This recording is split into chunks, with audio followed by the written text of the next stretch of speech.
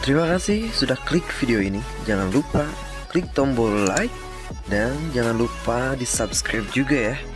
Oh ya, nyalakan tombol loncengnya agar kalian tidak ketinggalan notifikasi selanjutnya ya. Selamat menonton.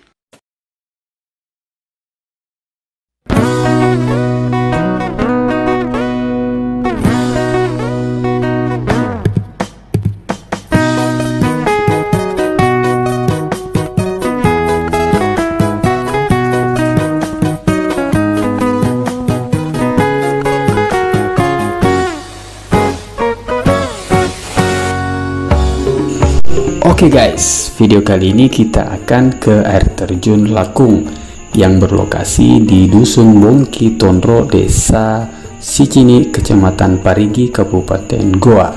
Dan lokasi air terjun ini berada di belakang rumah warga yang berjarak sekitar kurang lebih 100 meter.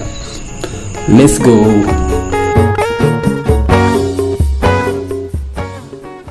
Nah, untuk jalurnya sendiri kita melewati persawahan dengan trek penurunan. Nah, ini dia turunannya guys. Oke, ngomong-ngomong masalah turunan, kalian turunan apa? Kalau teman saya yang di depan itu turunan Jateng, Jawa Taeng. Kita tahu itu Taeng di mana?